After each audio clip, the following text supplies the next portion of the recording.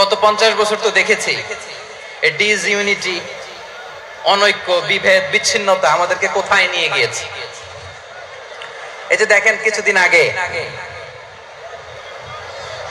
আমাদের বর্তমান নেতা ডক্টর ইউনূস উনি সব রাজনৈতিক নেতৃবৃন্দদেরকে ডেকেছেন একটা ইস্যুকে কেন্দ্র করে। তার মানে গোটা বাংলাদেশ এক হয়ে গিয়েছে। আমরা সবাই উদ্বেলিত হয়েছে, উচ্ছ্বসিত হয়েছে, ঠিক কিনা বলেন? রাজনৈতিক নেতাদেরকে ডেকেছেন উনি, আমরা এক হয়েছি। এরপর ধর্মীয় অঙ্গনের যে লিডাররা, বিভিন্ন ধর্মের, শুধু মুসলিম না, সবাইকে ডেকেছেন, আমরা ঐক্যবদ্ধ হয়েছি। এটাকে বলে ন্যাশনাল ইউনিটি, জাতীয় ঐক্য। যে কোনো ধরনের কনস্পাইরেসি, ষড়যন্ত্র, আধিপত্যবাদ মোকাবেলায় জাতীয় ঐক্যের চেয়ে মুখ্য হাতিয়ার আর নাই। আমাদের একটা প্রতিবেশী দেশ আছে, আমরা আমাদের দেশ নিয়ে যত ভাবি তারা তার চেয়ে বেশি ভাবে। কথা বুঝতেছেন না? আরো ভেঙে বলতে হবে। আমরা আমাদের দেশ নিয়ে যত উদ্বিগ্ন, এদের আরো টেনশন বেশি। বলেন আমাদের দেশে শান্তি আছে না নাই? আমরা হিন্দু মুসলিমে কখনো দাঙ্গা লাগে? আসতে বলেন কেন লাগে? ওদের পূজা পার্বণে আমাদের মাদ্রাসার ছেলেরা যে পাহারা দেয়, চিল্লায় বলেন ঠিক কিনা? আমাদের তাফসির মাহফিলের সময় ওরা ডিস্টার্ব করে, ঢোল বাজায় না। ওদের পূজা পার্বণের সময় আমাদের তাফসির মাহফিলের ডেট হলে আমরা চেঞ্জ করে দেই। সুবহানাল্লাহ, কি সাম্প্রদায়িক সম্প্রীতির রোল মডেল। আর ওই বাংলাদেশের ব্যাপারে তারা অনেক ডিসইনফরমেশন ছড়াচ্ছিল। ভারতের অনেকগুলো গণমাধ্যম, আমি জেনারেলাইজ করব না, আমাদের প্রতিবেশী দেশের সব গণমাধ্যমকে আমি দোষ দিতে চাই না, অনেকগুলো গণমাধ্যম তারা ডিসইনফরমেশন শেয়ার করেছে। ডিসইনফরমেশন আর মিস ইনফরমেশনের পার্থক্য আছে। মিস ইনফরমেশন না জেনে ভুল বুঝে একটা মিথ্যা বা ভুল তথ্য ছড়িয়ে দেয়া, এটার ক্ষমা আছে, এটার কি আছে। আর ডিসইনফরমেশন মানে ইচ্ছা করে, প্ল্যান করে, ম্যাপ করে, ছক এঁকে মিথ্যা, গুজব, রটনা সোশ্যাল মিডিয়ায় ছড়ানো, এটার ক্ষমা আছে? আওয়াজ করে বলেন ক্ষমা আছে? ভারতের কিছু গণমাধ্যম তাই করেছে, আমরা ব্যথিত হয়েছি, আমাদের হৃদয়ে রক্তক্ষরণ হয়েছে। আমাদের প্রতিবেশী দেশকে বলতে চাই, আমাদের দেশ নিয়ে আপনাদের ভাবার দরকার নাই, নিজের চরকায় তেল দেন, নিজের দেশ নিয়ে ভাবেন। গত মাসের ভয়েস অফ আমেরিকার রিপোর্ট, বাংলাদেশে সংখ্যালঘু জনগোষ্ঠী আগের চেয়ে বেশি নিরাপত্তা পাচ্ছে। Report voice of America, Muslim report নাকি? মুসলিম জরিপ, ভয়েস অফ আমেরিকা। কথা বুঝে নাই বোধহয়। ভয়েস অফ আমেরিকা কি আমাদের রিপোর্ট না? ভয়েস অফ আমেরিকার জরিপ, বাংলাদেশের সংখ্যালঘু জনগোষ্ঠী আগের চেয়ে ভালো নিরাপত্তা পাচ্ছে। শুধু এখানেই শেষ না, মাইক্রোসফটের একটা জরিপ শোনাই আপনাদেরকে। তারা সারা পৃথিবীতে গুজব, ভুয়া আর মিথ্যা নিউজ ছড়ানোতে কোন দেশ সেরা একটা রিপোর্ট করেছে। এর মধ্যে 1 নম্বরে এসেছে ভারতের নাম। মাইক্রোসফট তো মুসলমানরা চালায় না? কথা বুঝে নাই বোধহয়। প্রতিবেশী দেশকে বলবো, আপনারা নিজের চরকায় তেল দেন, আপনারাও শান্তিতে থাকেন, আমাদেরকেও শান্তিতে থাকতে দেন। সব চেঞ্জ করা যায়, প্রতিবেশী চেঞ্জ করা যায় না। আমাদের ল্যান্ড তাদের ল্যান্ড, পাশাপাশি। আমরা চাই তারাও সুখে থাক, আমরাও সুখে থাকি, ঠিক কিনা? কিন্তু প্রতিবেশী হলে বন্ধুত্বপূর্ণ আচরণ করতে হয়। প্রতিবেশী যদি বন্ধু না হয়ে প্রভু হতে চায়, এরকম দানব প্রতিবেশী কেউ চায় না। ভারত যদি বন্ধুত্ব উপহার দেয়, আমরাও বন্ধুত্ব দিব, কি বলেন? তারা যদি বন্ধু সুলভ আচরণ করে, আমরাও বন্ধুত্ব উপহার দেব। কারণ আমাদের পররাষ্ট্র নীতি হচ্ছে সবার সাথে বন্ধুত্ব, কারোর সাথে বৈরিতা নয়। আলহামদুলিল্লাহ বলেন, কত চমৎকার পলিসি আমাদের। আমরা নির্বিবাদী, আমরা বাংলাদেশিরা শান্তিকামী। We are proud of that. এজন্য আমরা গর্ববোধ করি। আমাদের পররাষ্ট্র নীতি সবার সাথে বন্ধুত্ব, কারোর সাথে শত্রুতা নয়। তাই প্রতিবেশী দেশকে বলবো, আমার ভাইয়েরা, আপনারাও আমাদের ভাই, বন্ধুত্ব দিলে বন্ধুত্ব পাবেন। বন্ধুত্ব ইজ ওয়েলকাম, দাদাগিরি নয়। বন্ধুত্ব ওয়েলকাম, দাদাগিরি নয়। Loud and clear. ভারত যদি বন্ধুত্ব দেখায়, বন্ধুত্ব পাবে। কিন্তু ভারত যদি বাংলাদেশে আধিপত্যবাদ বিস্তার করতে চায়, বাংলাদেশের 18 কোটি জনগণ সেটা রুখে দেবে। ভারত যদি গৌর গোবিন্দের ভূমিকায় নামতে চায়, দেশের 18 কোটি মুসলমান শাহজালালের ভূমিকায় নামবে।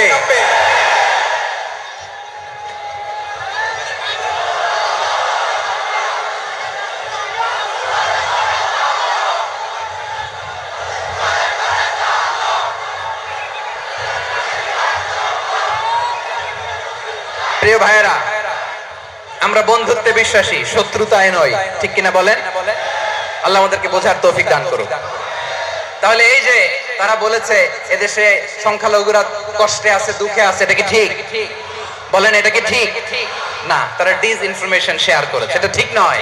আমার প্রতিবেশী বন্ধু রাষ্ট্রকে বলবো, আপনারা এটা করবেন না, এটা করবেন না। আমরা শান্তিতে আছি, আপনারাও শান্তিতে থাকেন, আমাদেরকেও শান্তিতে থাকতে দেন।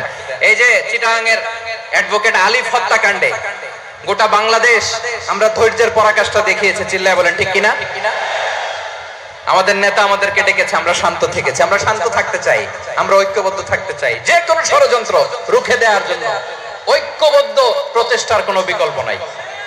তাই আজকের আলোচনার ছোট্ট একটা টপিক আমি শিরোনাম ঠিক করেছি, আমাদের জীবনে, সমাজ জীবনে, ধর্মীয় জীবনে, রাষ্ট্রীয় জীবনে ঐক্যবদ্ধ থাকার গুরুত্ব।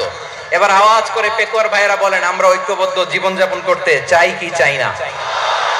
আল্লাহ তাআলা সে নির্দেশনাই দিচ্ছেন। আল্লাহ তাআলা ইরশাদ করছেন, ওয়া'তাসিমু বিহাবলিল্লাহি জামিআন ওয়া লা তাফারাকু ওয়াযকুরু নি'মাতাল্লাহি আলাইকুম إذ كنتم أعداء فألف بين قلوبكم فأصبحتم بنعمته إخوانا وكنتم على شفا حفرة من النار فأنقذكم منها كذلك يبين الله لكم آياته لعلكم তাহতাদুন। আল্লাহু আকবার পড়েন। আল্লাহ বললেন, ও গোলামেরা শোনো, ওয়া'তাসিমু বিহাবলিল্লাহি জামিআ, ও আমার গোলামেরা সবাই মিলে আল্লাহর রশিকে আঁকড়ে ধরো। আল্লাহর রশি হলো ইসলাম, আল্লাহর রশি হলো কোরআন। আল্লাহ বললেন কোরআনকে আঁকড়ে ধরো, ইসলামকে আঁকড়ে ধরো। একা একা আঁকড়ে ধরলে চলবে না, জামিয়া সবাই মিলে আঁকড়ে ধরো। এই আদেশটা আমাদের জন্য দান করেছেন কে? আল্লাহ তাআলার নির্দেশ, ওয়া'তাসিমু বিহাবলিল্লাহি জামিআ, সবাই মিলে আল্লাহর রশিকে আঁকড়ে ধরো। হাবলুল্লাহ মানে আল্লাহর রশি। হাবলুল্লাহ মানে কি? রশি। এই হাবলুল্লাহ আল্লাহর রশি বা আল্লাহর রজ্জু দ্বারা উদ্দেশ্য হচ্ছে ইসলাম। আল্লাহর রশি দ্বারা উদ্দেশ্য কি?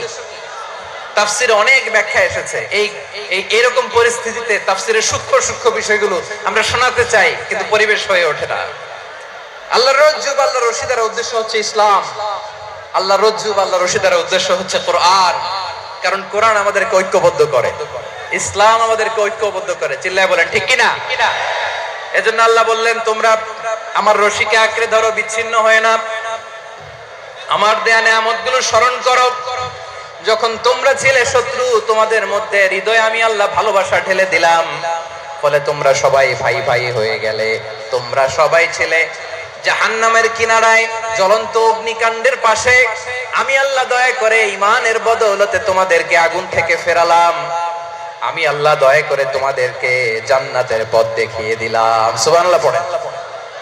এমন পথ দেখালাম যে পথ তোমাদেরকে জান্নাতে নিয়ে যাবে, পথের দিশা তোমরা পাবে। লাআল্লাকুম তাহতাদুন। প্রিয় ভাইরা, তাহলে আমাদের যে ঐক্যবদ্ধ থাকতে হবে, এই নির্দেশটা কার? নাকি মন মতো আমি বানায় বলতেছি? আওয়াজ করে বলুন, নির্দেশটা কার? আল্লাহ। তাহলে আমাদেরকে ঐক্যবদ্ধ জীবন যাপন করতে হবে। প্রিয় ভাইরা, ইসলাম আমাদেরকে ঐক্যবদ্ধ করে। ইসলাম আমাদেরকে কি করে?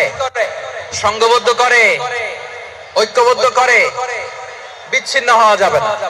বিরোধ, বিচ্ছিন্নতা, মতানৈক্য, এগুলো আমাদেরকে ধ্বংস করে, আমাদেরকে দুর্বল করে। আর আমাদের ঐক্যবদ্ধ প্রচেষ্টা আমাদেরকে বিজয়ের দিকে এক ধাপ এগিয়ে নেয়। চিল্লায় বলেন ঠিক কিনা? এজন্য আল্লাহ বললেন, ওয়া'তাসিমু বিহাবলিল্লাহি জামিআ, তোমরা আল্লাহর রশিকে আঁকড়ে ধরো, তোমরা ঐক্যবদ্ধ জীবন যাপন করো, তোমরা বিচ্ছিন্ন হইও না। বিচ্ছিন্ন হইলে লস, ঐক্যবদ্ধ হলে সেখানে কল্যাণ আছে না নাই? মাইকে কি সমস্যা হয়েছে কোনো? এবার ঠিক আছে। প্রিয় ভাইরা, শেষ করে দেই না? তাইলে শেষ করে দিব। তো গত 2 দিন আগে এসে বসে আছেন, আর আমি আসার 20 মিনিটের মধ্যে উঠে যাচ্ছেন কেন? আর সহ্য হচ্ছে না? আর পারতেছেন না? হ্যাঁ, বসেন। যাদের খুব জরুরত তাদেরকে বের হইতে দেন।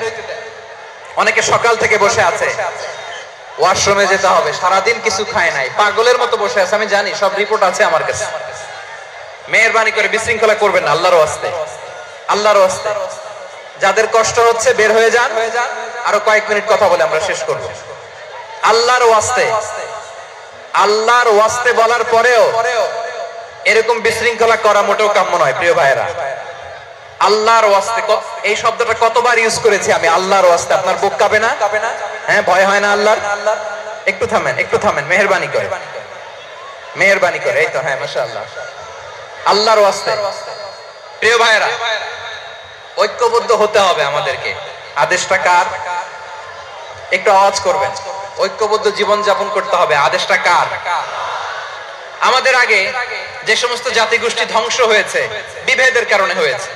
বিশ্বনবী বলেন, বুখারীর বর্ণনা, ফা ইন্নামা আহলাকাল্লাযীনা মিন ক্বাবলিকুম কাসরাতু মাসাইলিহিম ওয়া ইখতিলাফুহুম আলা আমবিয়াইহিম। তোমাদের আগে ইহুদি নাসারারা যারা ধ্বংস হয়েছে, আমার গজবে উপনীত হয়েছে, 2টা কারণ ছিল। নাম্বার 1, কাসরাতু মাসাইলিহিম, বেশি প্রশ্ন করত, প্রয়োজনে অপ্রয়োজনে নবীরা প্রশ্ন করে আটকাইতে চাইতো, এরকম ডাকাত ছিল তারা। 2 নাম্বার কারণ, ওয়াখতিলাফুহুম আলা আমবিয়াইহিম, ইখতিলাফ করার কারণে, বিভেদের কারণে, পারস্পরিক বিরোধে জড়ানোর কারণে তারা ধ্বংস হয়েছে। এখন বলেন, আমরা কি আল্লাহর গজব চাই? আমরাও কি তাদের মতো ধ্বংস হতে চাই?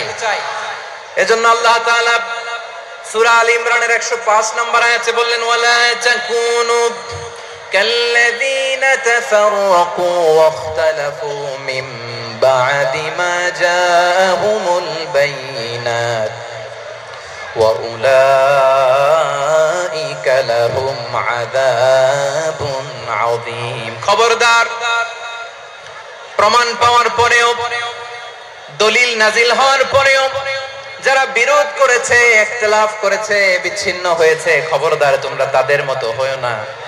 যদি তাদের মতো হও তাহলে জেনে রাখো, ওয়া উলাইকা লাহুম আযাবুন আযীম, তাদের জন্য আমি মর্মন্তুদ শাস্তি প্রস্তুত করে রেখেছি। যারা বিচ্ছিন্ন হয়েছে, বিরোধ করেছে, তারা কারা? ইহুদি নাসারারা। এই আয়াতের তাফসীরে কাল্লাযীনা তাফাররাকু ওয়াখতালাফু, যারা বিচ্ছিন্ন হয়েছে, বিরোধ করেছে, তারা কারা? মুফাসসিরিন ইকরাম বলেছেন তারা ইহুদি নাসারারা। আওয়াজ করে বলুন তো, তারা কারা? ইহুদি নাসারারা। বিষ্ণু ঈসা ইসলাম সুনানে আবু দাউদ এবং তিরমিজির হাদিসে বলেন, ইফতারাকাতিল ইয়াহুদু আলা 71 ফিরকা, ইহুদিরা 71 দল হয়েছে। ইখতিলাফ করতে করতে কয় দল? সবাই বলে নাই, কয় দল? ওয়াফতারাকাতিন নাসারা আলা 72 ফিরকা, আর নাসারারা হইছে 72 দল। আওয়াজ করে বলুন তো, কয় দল? ওয়াসাতাফতারিকু হাদিহিল উম্মাহ বি73 ফিরকা।